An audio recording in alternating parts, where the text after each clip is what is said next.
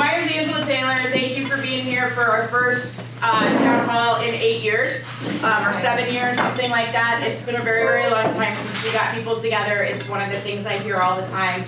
Hey, how come we never get anybody together from C3? So we're going to try this year to do it 4 times. I know that when we go to ASA, everybody's favorite thing that we do is bring owners along and bring general contractors along. So I brought my crew, and we're going to talk a little bit today. So, and then we're going to have some food, and we hope that you guys have a chance to network with some people. I know already we've had people who are like, oh my gosh, I haven't seen you in forever, right? Free beard. And so obviously we have not been getting you guys together enough. So I expect that that's going to happen. I want to take a minute, just really quick, to introduce you to my panel. I have the world's greatest board of directors. And everybody you see sitting up here is on my board, except for I had to have one fill-in, and he's also excellent, and we hope that someday he'll be on our board of directors, because his partner in crime is actually overseas, because it seems that Asia is doing better, and Europe is doing better at getting projects off the ground than we are in the US, and so he'll probably talk a little bit about that as well. But let me introduce you across the board to who I have at the table with me today. So I have Tom Vaughn, who is with Vaughn Construction, go figure, right? Tom has been on the board since its inception, so he's going to talk a little bit about how C3 came into being, and he'll tell you a little bit more about that. He has an incredible story. He doesn't like for people to tell it, so I'm not going to. And I still make him blush. Y'all, I make him turn red every time I put him in front of someone. I'm sorry, Tom. I tried so hard. Mike Holland, who also has been with us since the very inception of the organization, before it was a thought, before it was a concept, when it was just a conversation. Both Mike and Tom were in that room. And so Mike is our immediate past chair of our board. He served the last 5 years? Since I got here. So I started in 2017, so almost 6 years he was our board chair, and so we're super, come on in, have a seat. I will move around, come in. We're glad you're here. Mike is the Chief Operating Officer at Marek Brothers, where he has been for 15 plus years, is that right? So, doesn't look like he could possibly have been working that long, but he has. Next to him is Jill Pearsall. Jill is she was trained as an architect. She moved into the owner world when she found out how much she loved healthcare. She can tell you a little bit more about that story later.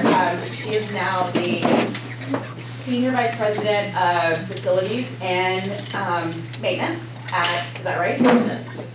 Just facilities, sorry, at Texas Children's. And so Jill has been integral on our board.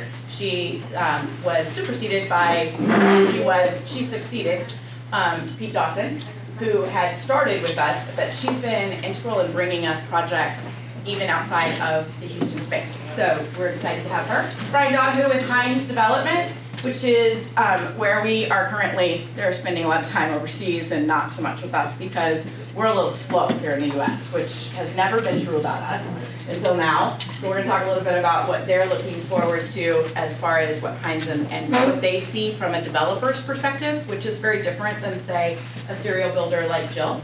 So we're gonna get a couple different perspectives. And then the last person over there, last but not least, is Tony Mansoorian, who's with WS Bellows. Tony's been with us for a very long time as well. Pretty much from the inception. He is now, I don't actually know your title. I know your title with me. What's your title? COO. Okay, he is also the COO at Bellows, and he is my current board chair. So, without further ado, you guys have met and Chase Wilson is my chief of staff, and you probably saw him when we first walked in. He's African American guy with the awesome hair, right? I love his hair. Who just joined us last year and a half ago. Last year as the chief of staff. Prior to that, he was in craft training. He is like becoming an ultimate negotiator, y'all, and we need some storage at the AGC building that we didn't have any more cabinet space. You ever run out of cabinet space? If you're a hoarder like me, this happens. Sometimes I'm not really a hoarder. But we're starting to do so many big events, like the golf tournament, like She Built Houston. We needed a place to store that, so he negotiated a 1-800 Pack Rats is giving us an entire year of storage for free on the parking pad at AGC. They were supposed to show up at 12:30 today. Yeah, they called us right about the time that y'all started rolling in and said, I'll be there in 45 minutes. So he is receiving delivery on our brand new free storage unit, so we're pretty excited about that. He also managed to get us, I don't think anybody here knows this, but he got us free water for She-Builds Houston. So for the first time in 4 years, the girls will actually have water to drink, and I won't feel bad when they're like, can I have that water? And I'm like, yes, that's mine, but you can have it. I talk really fast when I'm nervous, so now I'm gonna slow down because y'all have made me less nervous. So thank you for that. All right. So we're gonna get the conversation started by going all the way back to 2009. So Mike and Tom, you have been with C3 from the very beginning, as I mentioned. And Tom, I believe that the whole thing started when you and Jim Stevenson attended a meeting or two in DC as the incoming chair and vice chair of AGC. Kind of tell me what you heard at that meeting and why you felt like you had to bring it back and start a conversation in Houston. Sure. It was a national AGC leadership meeting, and we were in the Great Recession at the time, so we expected a heavy dose of the economy and tax and regulation. But to our surprise, we had a half day of demographics, the demographics of our industry. It was shocking and eye-opening. I think at the time, 40% of our craft workforce was 50 and above. The average age of our craft worker was in the late 40s. And they reported that we weren't doing anything as an industry to identify, recruit, retain, train, and to replace the people that were retiring. And at the time, for every 2 retirees going out the door, we had less than 1 person coming in the door. And you could fast forward 15, 20 years, and we were going to get more fired. And so after we got over the shock and awe, we came back to Houston and said, I don't know what we're going to do. We got to do something. It's going to be the problem. So, Mike, you were part of that discussion that then ensued after that meeting. So, what observations do you guys think that you just made about what was going on, and how did that dictate how we got started? Just talk me through a little bit of the history. I think just following up on what Tom said, the industry talked about workforce whenever there's a lot of work, and worried about whether we're going to have enough talent to get the job done, and then inevitably being a physical business, things will slow down, and when it does, we quit talking about it. And I think Tom, from the beginning, maybe came from that conference, I don't know, he talked about it being a demand situation, but every time we come out of a slow period, we have a little less juice when it comes to the workforce because we don't really have a sustainable plan. And when we don't have enough workers, then we get a little afraid of being able to build work, so our prices go up. Our industry pays this kind of ever-increasing price for the fact that we're afraid we don't have labor, and we're afraid of it when we have a lot of work. And we forget about it when we don't have any work. And we just keep repeating that cycle, and I think to the demographic, we started realizing that wages hadn't really kept up with inflation for about a 30-year period. It's been now, 10, 15 years, but it was probably 30 years when we started having this conversation since organized labor of the union as a prevailing method went away. And if wages hadn't kept up, then how would you not have a workforce problem, either in quantity or in quality, if not both?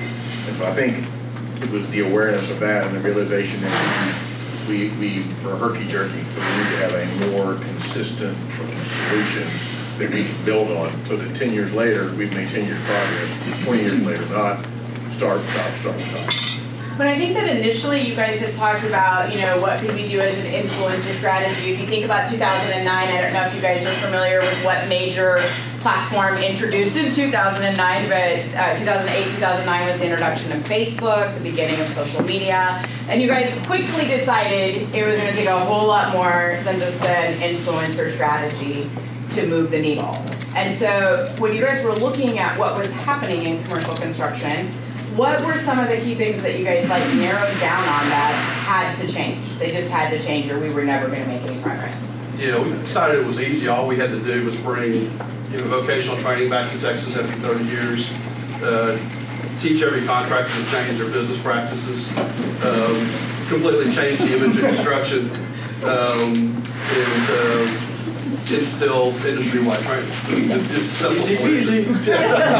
So some of you may call me on a Monday morning, and if you do, I may say, oh my God, I freaking hate my job. I usually hate my job on Monday morning when I think about the fact that all we have to do is change the image, install craft training, get people to hire correctly, get them to pay right, get benefits out there, make sure that we're safe, and then by noon I'm like, this is the best challenge ever. I have the coolest job on the planet, right? I get to solve world hunger in essence, right? But as an organization, I think it feels like that sometimes.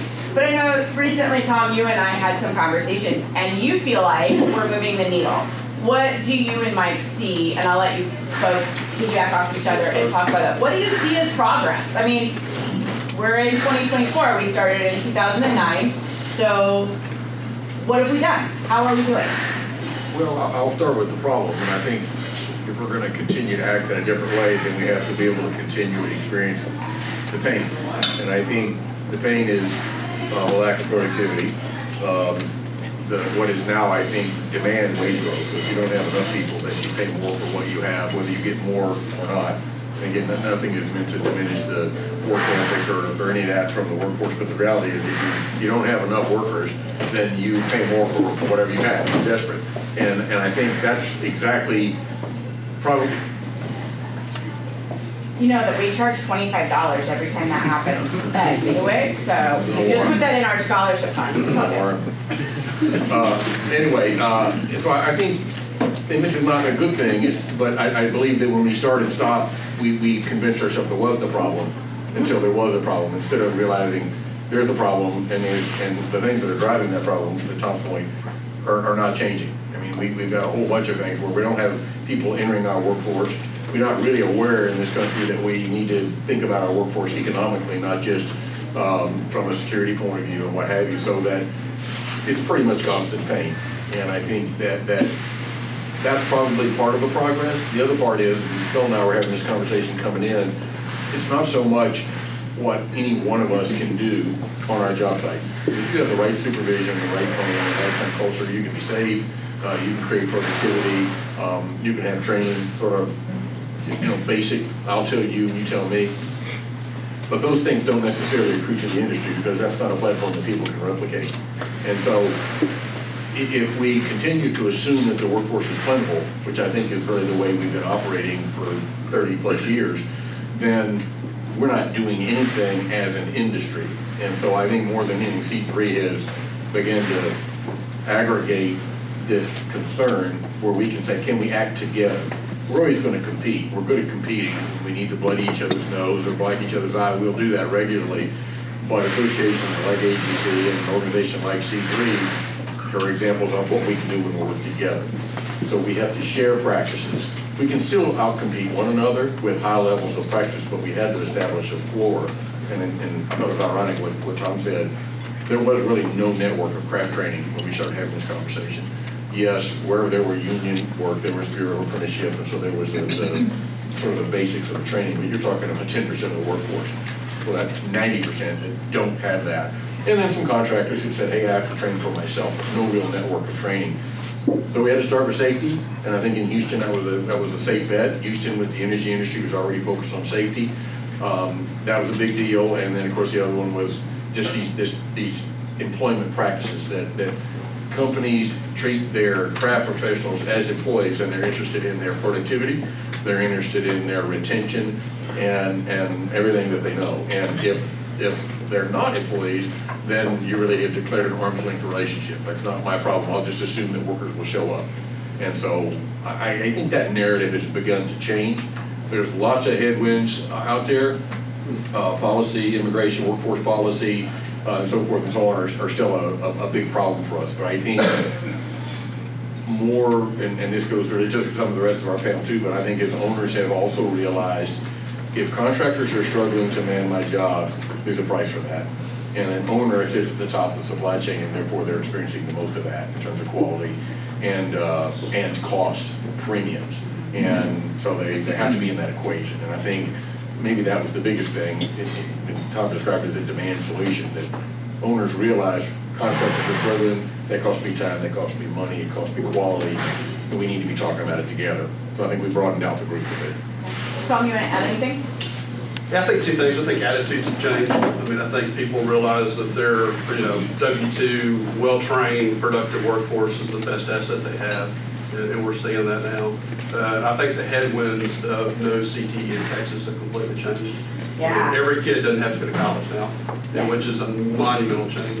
Well, I do think that, so I would say having been in the schools a lot, they still think they have to go to college. Their parents still think they have to go to college, but we made a major leap that is not typical across the nation. And I think a lot of times I remember when Abby Roberson first joined our board from Texas Medical Center, she told me about sometimes she spent in DC and she showed up and they were like, you are from Texas, from Houston, you have the medical center, how is that? And she's like, y'all don't have one? She just thought it was normal. And I think we view our CTE programs somewhat the same way, and there are a few states that are like us in that they've reinstilled CTE, but none require that you have either a college or a career readiness endorsement like we do, right? And so hugely, however, we leaped and forgot to tell the parents, and so the parents are still telling their kids, sorry, you can't be in construction because you need to go to college. And I have one who's probably never gonna finish college. He'll piddle at it for the rest of his life. And as a parent, I told him he needed to go to college, but that's because y'all don't want him on your job site. He may be like me in that he doesn't always turn the screwdriver the right direction, but he has good intentions. All right, so you guys decided that the demand had to come from the owners. So let's switch a little bit. In about 2009 to 2014, we were a thought. We were something that everybody was thinking about. How can we solve the problem? How can we shift the mindset? How can we do some of those things? It became pretty evident early on that it couldn't just be through the agency, it needed to be the entire industry. So we reached out to ASA, we reached out to ABC. We began to write our incorporation papers. We became a 501c3. We're what's called a 501c3 other, which means that we are like an economic development organization in essence, right? We're really trying to empower the community to be more economically sustainable because we want to put more people to work, right? And so when we have investors and people who want to come in and give us grants and work with us, they want to talk to us about the workforce. And so that's why we chose to do it that way. It allows us to be more flexible in the way that we fund. I think that took a lot of foresight from the guys who initially put together all of those documents, and so I'm very grateful to my legal team of Tom Vaughn and Jim Stevenson who put that together for me, because I don't know exactly what I'd be doing right now as far as funding is concerned if I couldn't pursue those grants in large formats. Because that's how we pay for a lot of what we give to you guys, where we don't have to charge you for anything, right? We give away OSHA 10 and we give away craft mentoring for mentoring for craft professionals. We give away a lot of those courses, but we still pay for them on behalf of our contractors. So they set that up. That happened in December of 2013, we became a 501c3. In 2014, we launched our first beta projects, because by then we had identified that not only could contractors and the specialty trades be involved, we needed to have owners and architects and associations involved as well. So Jill, you were part of the early adopter crew, right? I think FIGIN was one of the very first, what, did I say that right? FIGIN. Yeah, there's no K, guys, it's a G. I think it hangs on our wall and I still say it wrong. But you guys have kind of been through the whole evolution of what a project looks like with C3. You yourself have driven a lot of our metrics conversations about how do we prove that we're changing things. So can you just kind of talk me through why as an owner did you guys think it was important to be a part of this workforce journey? So I'll go back a little bit in time. So in 2008, we were in the middle of a substantial, over $1 billion expansion plan. We benefited from that, so everyone cratered and we just kept rolling because we had 2 or 3 more years left in that expansion plan. And then on the tail of that, we have another expansion plan. So when Angela said we're serial builders, it's just what we do. We keep growing. We keep changing, we keep bringing the services to the community communities that need us. And so my predecessor, Pete Dawson, was one of the founders, and he came to me and he's like, we really need to do this, because if we're gonna keep building, we need to guarantee our outcomes. We need to be part of controlling the outcomes. And so he and I put together a sales pitch, if you will, to our board of trustees that says, a committee that we reported to, our building and grounds committee of our board of trustees, to say, we really need to do this. We need to be on the forefront of it. We need to convince the industry of it. And we need you on board as folks that are also in our industry, just not in the healthcare industry, to support it and spread the word. And so what it did, and when Mike talks about the risks, you know, what is meaningful to an owner is scope, schedule, budget. And many of my friends out there, I say that ad nauseum. And any project has to be driven by one of those. Well, if you look at what C3 is impacting, you're impacting scope by quality. You're impacting budget by quality outcomes of the cost.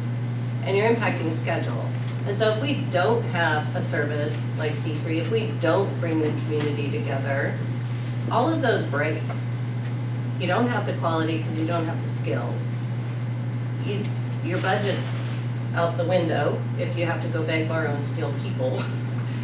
And obviously all of that dictates schedule. And what do we always want to be is fastest to market. So it was a no-brainer to us, but it was a massive mountain for all of us to climb. But it absolutely was core to our mission as an organization.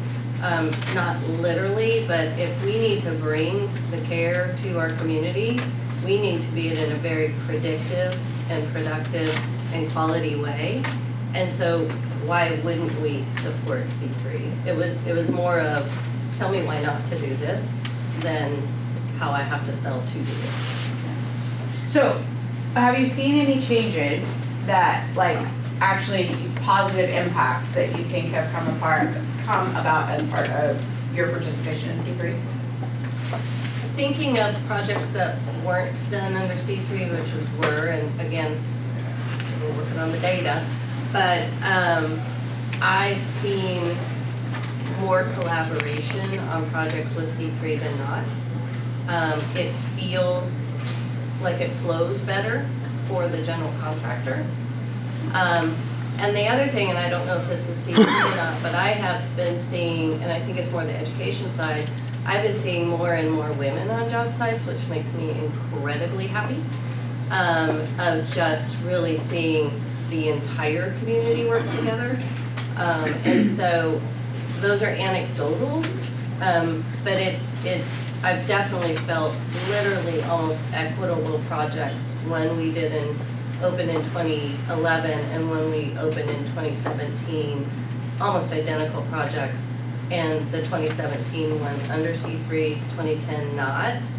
It was drastically different as an owner experience and a team experience in delivering that project. I think that it goes back to kind of what Mike said, right? You can still compete while collaborating, right? So I may be Michael Jordan and I'm getting my personal best, I'm gonna get my, what do they call that? What's it, triple-double? I'm gonna get my triple-double. I have a boy who's all about sports, so I'm learning all the terms. Triple-double, but my team doesn't win, that's not okay, right? So I get my triple-double, I need my team to win, and we're all team together, right? I think that's one of the things that I see has changed, right? Like, I love when I see 3 interiors companies come in and give each other big hugs.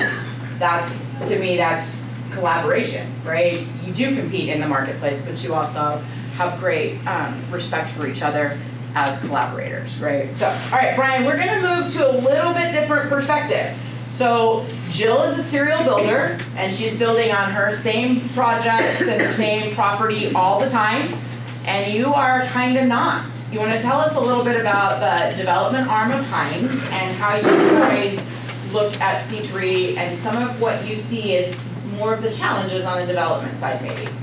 Sure. That's not exactly how I wrote your word, Yeah. sorry. That's fine. I think you can see a compelling argument and value proposition when you can have a better workforce. I think it's pretty clear that you can get a better quality product and a product in which finishes on time. And Jill highlighted why that's so important. And so for us, as we look at it, it's a value proposition. It's something that we look at on every project in which C3 has a presence to say, is there value here by engaging in C3, getting a better workforce, understanding the benefits of the program. And so I think it's something that we consider. There's usually a cost component to it, which is not lost on us. The contractor has to manage the program. We just have to pay the bill for the program. And for us to pay the bill for the program, there has to be a pretty compelling reason in which we believe there's a meaningful value to that program, in which that there's a benefit to our investors and our tenants. And so we really do rely a lot on our contractor partners to be educating the subcontractors, making sure that we're getting fair pricing for what that program might be. But we do see the benefit, and every project is a little bit different, so it's something that we do evaluate on a project-by-project basis.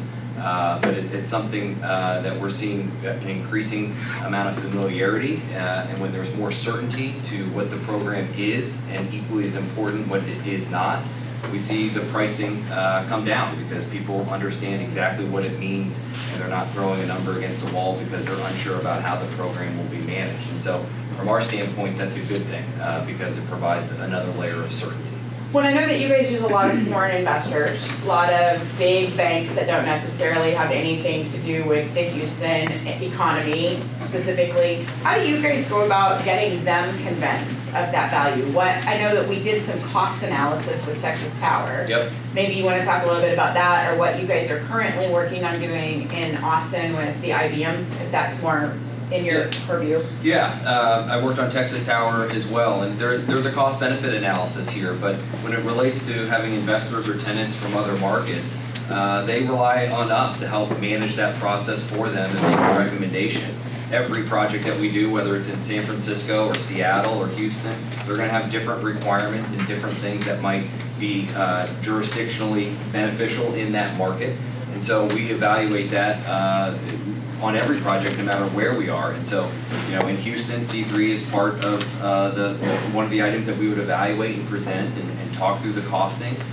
We do like to get the numbers of C3 in competition, obviously, so we can evaluate that as part of the bids and answer any questions at that time to make sure that everyone understands it. But, from our standpoint, we're used to dealing with local unique situations in which there's a union program or a local jurisdictional program that might be different market to market. C3 just happens to be in Houston and probably growing to some other cities. So we understand the dynamics very well and can go back to our investors and our tenants and make a recommendation. When I know when we did the Texas Tower, we bid it C3 and not C3, Yeah. and the cost differential was not huge. Correct.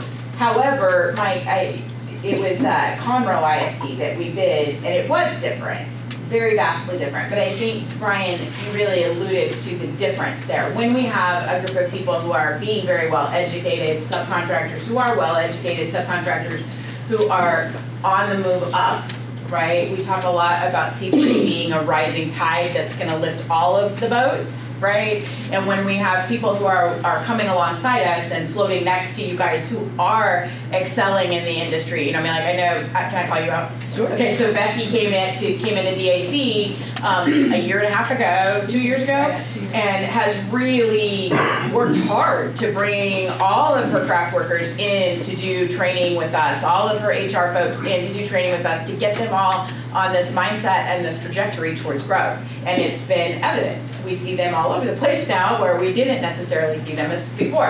And so when you have that mindset, it shifts, right? Where if you don't have that mind share, we saw very clearly in Conroe that they didn't have that mind share yet. And people bid astronomical numbers not knowing what C3 would cost them. And so I think the coolest thing for me is to see that people are doing exactly what Tom and Mike said. They're beginning to understand that your workforce is an asset, and if you invest in it, it will give you a return. So, all right, so Tony, it's 2024. You took over the helm about, 49 days ago? Something like that?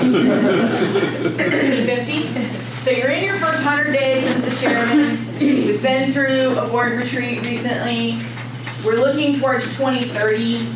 I want to make sure I give out the scary statistic still that by 2030, 42% of all currently seated craft workers as well as office personnel in commercial construction in the United States will retire.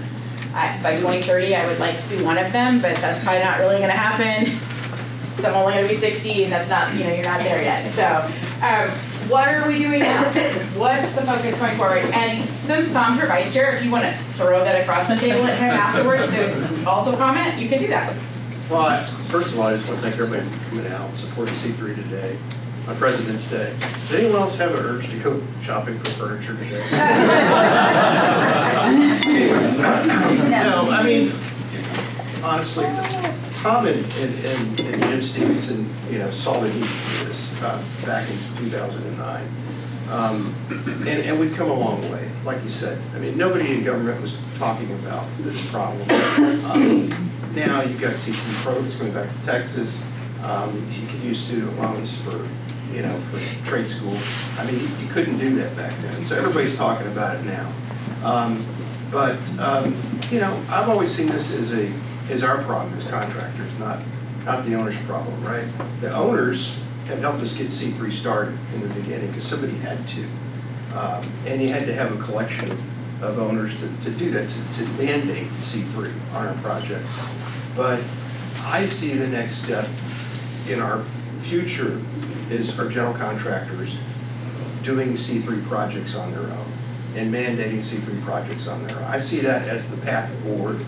I know we have made C3 part of our pre-qualification process. I believe Townhall has done that too. The training component is extremely important to us as an organization. I mean, what's there not to like about a C3 subcontractor? I mean, they're safety trained. Each worker has a career path. You're never getting paid directly. There's less rework. You're going to hit the schedule. You're going to work safe. I mean, what's there not to like about that? So I see this growing, but organically from our general contractors and then out to other parts of Texas. Tom, you want to add anything about what you see between now and 2030? Yeah, I'll start with, we knew when we started that this was 30 years in the making, that we had 30 years of bad employment practice as an industry, and it wasn't a 5-year, 10-year, 20-year problem, it was a generational problem. I agree with Tony. I mean, we need to make C3 part of our SOP as GCs. I mean, it's the way we do business, it's the way we manage risk, it's the way we deliver our projects, and that's the next. And I think that, I mean, if we're really honest, I mean, nobody went to the owners didn't come to us. GCs went to owners, right? And so it's always been GC, I think, initiated to some extent. Owners have a certain sway. And the more owners that you guys can sway, because it's your standard operating procedure, then the better it is, right? I think, too, I've heard from specialty contractors that they see a difference on a job site. And I know, Mike, you don't spend a ton of time on job sites anymore, but we do have Phil in the room who may actually get to go out and visit a few more than you do. I don't know. I do know he got very excited when I took him to one of the projects at TMC, and I was like, that was the coolest thing ever, y'all. Like, I feel like I gave him like the best present ever. Mike was so excited. I was like, it's been a while since you've been on a cool project. And he's like, it has been. We had so much fun that night, or that day. Although it was 900 degrees outside on that. So we needed to be inside, but the view was so much better outside. So what do you see, and Phil, if you want to defer to Phil, you can, but Mike, what do you guys see as the defining element of a C3 versus non-C3 job as a sub? Because we have a lot of them in the room. I think really more than anything, it's putting the best and most able contractors on the job who see their workforce as a strategic asset. I mean, at the end of the day, it's an upside down kind of weird economy post-COVID, but the truth is there still appears to be ample work. So people are still concerned about getting the most mileage out of the workforce they have. Sometimes they decide they want to prefab it, that way I don't have to. But a more productive workforce with less rework means they cover more ground. so you can do more work. That's either more profit or more resources. If I have a 10-man crew and I can do that with 6 because I'm more efficient, that's either fewer that I have to find and keep or more work that we can do. And so I think there's no doubt about it that the kind of owners that have been attracted to C3 and the kind of contractors that build that work, there's some common ground there. Yeah. We may not be there on K through 12, for example. It's a different procurement model. It's a different cost per square foot model. It doesn't mean those contractors don't care or don't want to, but it's not as simple as saying, well, I have 50 people and I'm going to make all 50 of my subs W-2 employees. That's not just a switch you go flip. And so we have to understand that each project and each kind of project and each owner has a different kind of problem to solve, which is what we do anyway. We always say we don't build the same thing over and over again. That's why construction is so hard. Each one of our people is different. One of our projects is different. And we have to do a really good job of that. And so I think, and so you could speak to this, but who wouldn't be interested in the workforce that you can keep and make the most productive and send home every day safely? I mean, to me, C3's principles align with what we want to do as a business. And so let's call that socially responsible or corporately responsible. But more importantly, it makes good business sense. So we have a lot of reasons to be safe or to be productive. We have a lot of really supporting business reasons to do so. We should win more work as a contractor. We should get finished more quickly. And so there's really no reason for it not to work. But I think we do need to understand the headwinds, and several have mentioned that. And it's not easy to make this happen. The rest of the country and the rest of the industries are doing a much better job of competing for the workforce. Bigger firms with well-detailed career paths and training mechanisms. And you talk about high schools, there are big corporations with substantial partnerships with ISDs. And they're saying, if I'm going to hire your people, this is what I need them to know.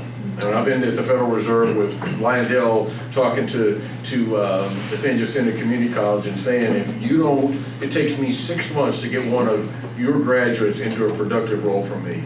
If you don't start changing these things, I'm going to stop hiring your people.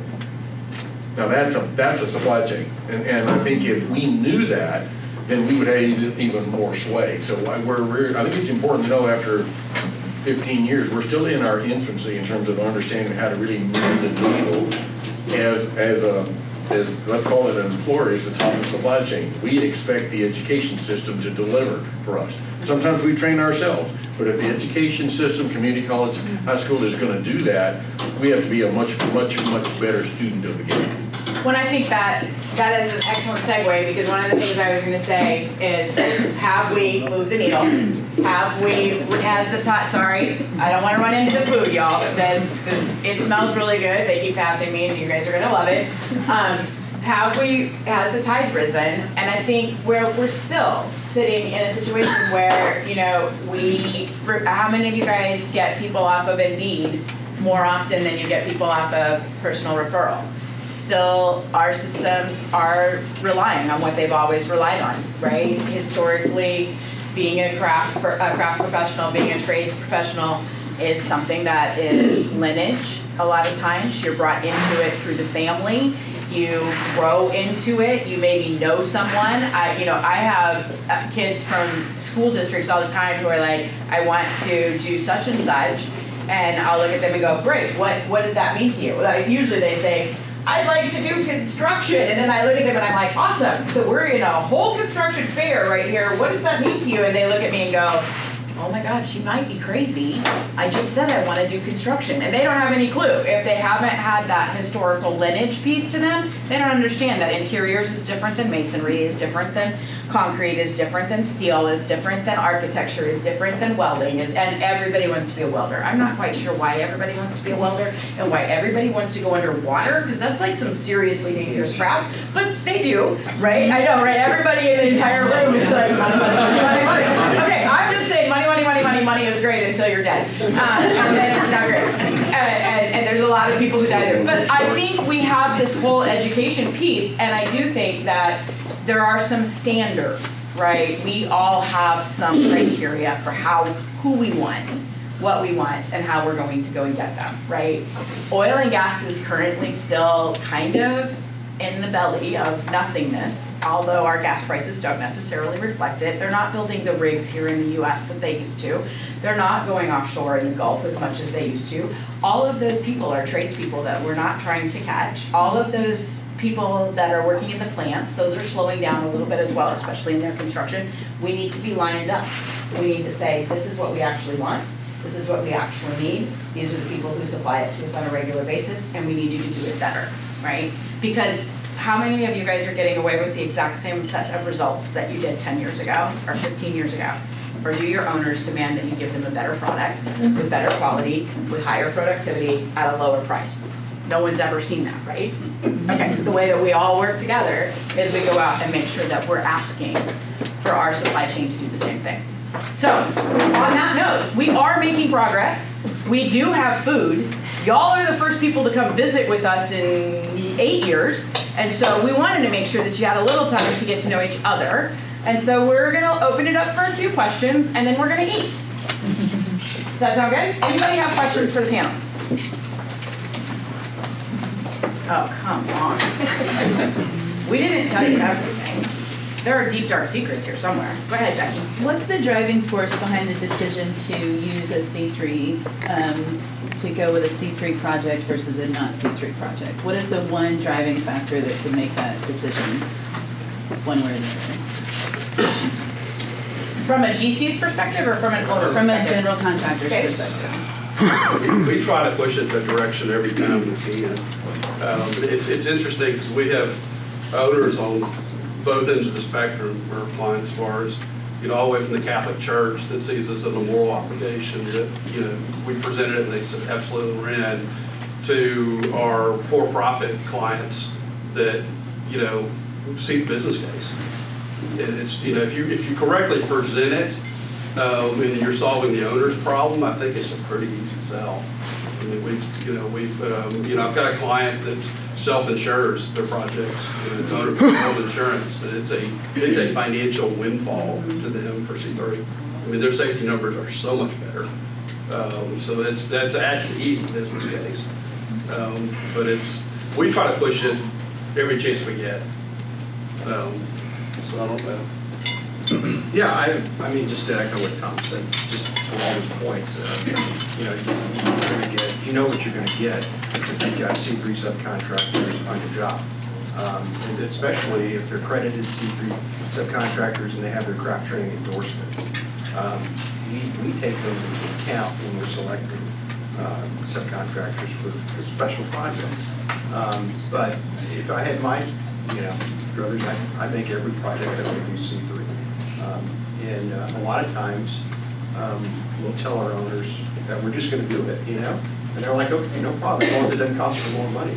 Well, it doesn't really cost you more money because we already require our subcontractors to have OSHA 10 and OSHA 30 if they're, foreman. We already require folks to, meet certain requirements in terms of quality, in terms of their financial health, and we're looking at teams individually. We're looking at leaders of those teams and workers on those teams, and deciding who's the best fit for a project. And so, C3 helps us do that. It helps us find the best teams out there to put on our project. Remember that whole supplier list I talked about? Make sure you're on it. Diane's right out here. If you're not, make sure you're on it. As an accredited employer, you're allowed to elect into that and select into that. When we talk about craft training endorsements, I just want to talk really quick. There are 3 levels that we endorse at. One is like recognized, like, hey, yeah, we recognize that training is important. We don't really track it too well yet, and we don't really maybe document it too well yet, but we recognize it. And then we have our leaders. That's the ones that when they're talking about a career path, they're like, yes, that's the way that goes. This is how you would progress. This is what you need to be able to do in order to move from laborer to maybe a helper to maybe a journeyman or mechanic level, depending upon what your organization calls them. We all kind of have those steps, right? If you think about it from the PM world, nobody comes in as a project executive. They start out as a assistant PM or assistant to the assistant PM, And then they're the, eventually they're the PM, then maybe they're a senior PM, and then they're a project executive. We all have career paths and trajectories. And so making sure that you have that puts you in the leader category. And then if you're in the process of currently giving back, tutoring other companies, participating in leadership programs, AGC has a workforce development committee, and if you're helping other people grow in that space, same thing with ASA, ABC, CMEF, if you're active in something like that, if you're doing classes for AIA for them to get CEUs, all of that would be giving back into the community, and that's how you reach champion. So, and if you haven't gotten yours, that gentleman back there. Okay, other questions? Yes, ma'am. Angela, could you talk a little bit about the safety statistics you're seeing coming off your C3 projects? I could, but my phone, which has them all up there, is there. No, I would say, so historically, we come in at about 100+% better than the average for non-residential construction. I think we're at about 160, is it that what we said? 160% better than the national average was what we came up with at the end of last year. Cumulative from 2014 program as an OSIP that they do see dramatic return on that, largely because there are not as many incidents, there are not as many accidents, there's not as much missed work, and so they're receiving that funding back from their insurance provider. Did I say that correctly? Okay, as a rebate, is that correct how you say it? Your final cost is less, and so we do have an impact that way, right? Most definitely. And I would say that, it's funny, when we first started doing craft training endorsements, everybody was like, yeah, here's my safety training program, and I'm like, that's awesome. But you kind of also have to be able to do the craft. I'm really glad that you guys do it safe, because that's the first step, right? But you also have to, how do you teach them to actually hang the drywall or to walk in the stilts or whatever? But it's very rare that we ever run into an organization that is working with C3 that doesn't already have some sort of safety training. It's the other pieces that tie around that I think we're trying the most to influence, because you guys did such a good job prior to my ever getting here of establishing that as the criteria, right? I know, Kim, you were integral in fact, y'all don't know Kim, she's from the agency, and she does safety for them, but they were integral in helping us put together our safety committee and our original 5-hour program, which we altered to make the modules, which we now have 15 safety modules. Correct, okay. 15 safety modules that you can use as team talks on your job sites. But we are over 100% better than other non-residential in the state of Texas. Yeah, I just to respond to Kim, and I think Tom hit on this, but one of the clients they work for does rolling insurance on multiple projects. And it's really the only place that I know that we've been able to say across a broad spectrum, because I know that client is one of the people who works in a bigger system, and they see a clear distinction where I'm not going to say the only difference, but a recognizable difference is C3, where they see consistent performance. Otherwise, it's a little hard to compare my job to your job, and you may have a total recordable or a cumulative recordable or whatever, but across a whole range of projects, they've clearly seen that shift gave them better outcomes on their rolling insurance, right? Right. Yeah. Question maybe for several people out there. How often are you talking, when you do either your insurance program or a rolling program, are you talking to the actual underwriters about what you're doing? We need to. I mean, we need to get to the underwriters. We need to get the carriers to be sponsors, because they're getting the benefit of it. They totally are, and there's actually direct correlation between safe work and quality work. And so you're preventing the accidents during the course of construction, and you're preventing the claims from, construction defect claims that plague the industry, which they're why they're charging what they charge. So, yeah, that could be an opportunity. Well, we do have a new sponsorship program, and so, Paul. That's why someone brought you, I'm pretty sure. No, I think it's a really, so we've talked for a long time about how do we fund this, right? You guys pay accreditation fees every time you join, every year when you renew, if you're going on to a project. Owners do not pay. There's those pieces, and that funds that. I have a staff of 8. We have an open position right now that we are probably going to backfill, so that'll be 9. It costs money for us to do things, and so we do a fundraiser every year. We've added a fundraiser, but we also have talked a lot about who are the peripheral people in construction that benefit from us being better, right? Insurance is one of them. Also, suppliers, if they know that they're working with the same contractors over and over and over again, and they're helping them to get their PPE and get their safety equipment and make sure that they're safe and make sure they have the right stuff in hand every day, that's a benefit for them as well. Plus, we are putting together some of the biggest projects and the coolest projects in the city. And so being a part of that from a socially and economically viable for Houston, just making our community better is a really great thing. It's like what the Archdiocese said, which is, these are our people, and we want to help them. And so we do have that. So if you know people who you think want to be a part of this, but they're on the periphery of our organization, please bring them to us, because we probably don't know them. We've spent the last 10 years getting to know y'all, and so we probably don't know any of them. So bring them to us, we'd love to chat with them. And you had another question? Excuse me, is what are we doing? Most of the people in this room are gonna be gone by 2030, right, out of the workforce. So I wish. there's a handful. Paul said- Tony and I will still be here. Paul said bye-bye to me when that came up. So since the majority in this room are gonna be out of the workforce by then, kind of what are we doing to, to stress the importance of C3 to some of the young leaders? So we actually have a subcommittee of our board that is working on board bench strength, but also on how we recruit better for committees, and we bring some of the younger folks in.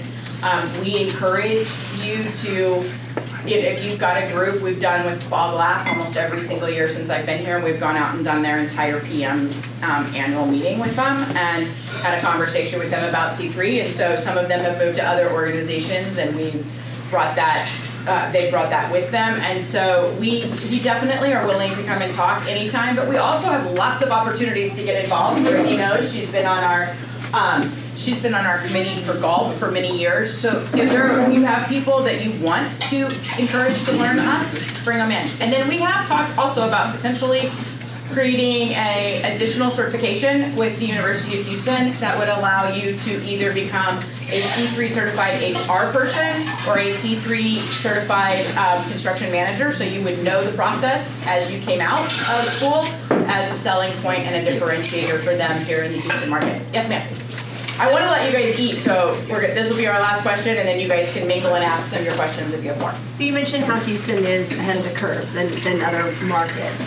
How is C3 spreading to other markets in Texas, and where are you aligned maybe with other programs nationally? Do any of y'all want to start with that? Go for it, Mike. I'll take it. I think people relate strongly to the C3 message nationally. I do not think people really understand what is the differentiator in C3. For example, in Texas, if you're in Austin, Texas, they think it's a really cool idea, but they also are, I would call it under attack by an activist workers group called Workers Defense. So if they're getting political pressure to do things about the workforce that they do not consider productive, they're interested in C3. I always call it sort of a wolf at the door. If somebody passed a prevailing wage law, people were all worried about that, then they would be all of a sudden concerned about workforce. But right now, the pressure kind of comes and goes. And in Dallas, for example, we had contractors in Dallas come and ask a question about Houston, and they said, our people seem to be able to get it done. I mean, they do not actually, and I think this, I don't know why, construction is construction. I'm not sure it's any different in San Antonio, Houston, and Dallas, but in Dallas, and they seem to think we're getting it done. Like, why would we do this? So everybody has a different strategy. What I've seen that C3 does that nobody else does is this demand equation where owners and contractors and subcontractors are together, like we're talking about it together. I've seen programs across the state for Go Build Alabama, Go Build Georgia, whatever, largely marketing programs. People are spending a great deal of money on media trying to prop up and promote crafts, but no real situation where the contractor and the owner community can say the way we act will communicate to the workforce. And I, to this day, in my travels across the country, have never heard any, there's a lot of workforce organizations going on, a lot, not one that has that demand feature, where owners and contractors are saying, in order to win work, this is what we want to see. And you guys will hit on it. When they say to a contractor, how do I win your work? And they say, I need you to be safe, and I want to know that you treat your people right and that they're productive. Then subcontractor goes, okay, then that's important to me.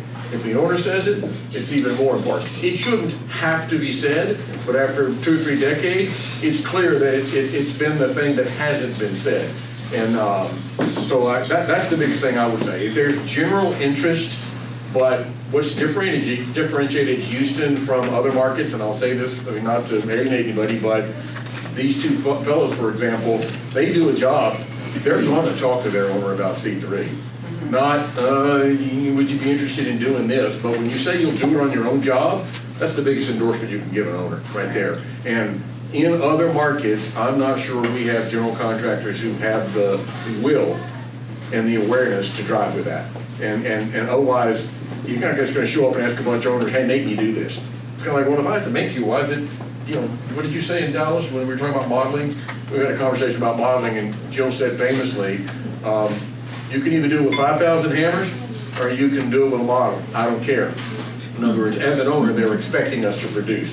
It's our problem, Right. and we are the ones that need to be responsible for it. And if the will is not there by the construction community, then it doesn't happen, no matter how much money you spend on marketing. Yeah, I'll add to that. Just, we looked at C3 in Austin, and we got numbers for it, and the numbers were all over the place. And there is a level of outreach that's required. There's a familiarity with the subcontractors and the general contractors that's required. The Houston subcontractors were giving us very familiar certain numbers, the ones that were migrating towards Austin, whereas the Austin ones were not familiar with it, and they threw kind of ugly numbers at it because they weren't sure what it's like to participate. And we got a video that we sent them, and we had our contractor talk to each one and really kind of walk through the program, but there was a level of uncertainty, and with that uncertainty, they threw a relatively large number at it, which I'm not sure if it's going to make it viable or not on that particular project. The other thing that I'll add in Austin is there's another program that I'm going to say similar, not executed as well, but there's a similar program in Austin in which the market is very familiar with, and and the city has bought into an expedited permitting review, which in Austin takes a year and a half plus to get a permit in Austin. And so there's a program that's established there that there's some buy-in in that market where they say, I can do this program that costs X dollars, I can do this one and get expedited permit review. And so in that market, there's another program that has to be evaluated as part of that equation. And I think that that's part of it for every market is we have to understand if we're going to move into a new market, we're going to have to understand what that competitive market is, right? So like we were looking at some of these Austin projects, we've got Texas Children's, we knew that there was the potential for one with Hines, we potentially have another Texas Children's that's going to be there. And so we went and we talked with the system and we heard, the expedited permitting process, which is called Better Builders, is not working. And then I sat in on a presentation that the mayor had and he said, I'm working on fixing the permitting process. Well, I'm hoping he doesn't fix the permitting process because who wants to pay for an expedited permit that you have to wait 2 years for? If you could just come and work with me and we will not buy into that program and potentially we can bypass that, which we did some of that bypass with Texas Children's. So I think it's all about understanding the market, right? And I do think that like when we hear from Dallas, we got it, right? Well, people are able to pull enough workers in to get the work or they wouldn't fit the work, right? The question is how much work are you not bidding because you don't have enough workers? And then the second question is how long are you retaining those people? So if we aren't giving people, how many of you guys would stay at a job where you didn't get any benefits, where no one took care of you, where you were on your own, where if you had an accident, your workers' comp isn't covered because you're a 1099 and not an employee. What we wrap around our employment is how we retain, and that's how we're going to keep people here, right? One of the new members of our board said, not only that, but with Gen Z and Gen Alpha, which is a new word I learned about a month ago, that's the group that is just now entering into middle school.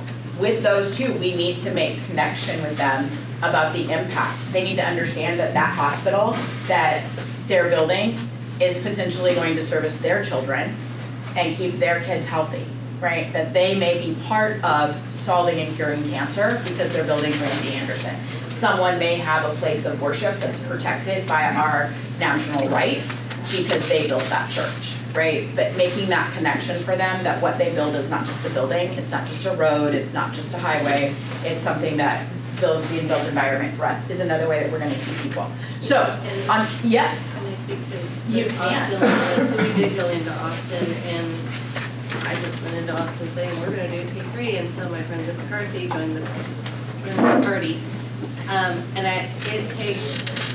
think you absolutely have to evaluate the environment, but you don't have to take the way they do it as the answer. And we did it. And kudos to McCarthy, they spent a lot of time partnering and educating, not necessarily with the people we're gonna work with, but just the construction industry in Austin. So many companies that they just went and visited to educate what's McCarthy doing, what's Texas Children's doing in this project, what is C3 bringing, et cetera, et cetera. And so I don't think you have to go into an environment just to Dallas and just say, well, we've got it fine. Just say, well, okay. And it takes effort. But it really, I think, and I don't know if you guys want to opine on it, but I think it worked very well for us that we didn't get the expedited permit, but that's okay. We went through the process and we made a whole lot of partners going through the process the way everyone else has to, and you can kind of buy your way to a back door, if you will.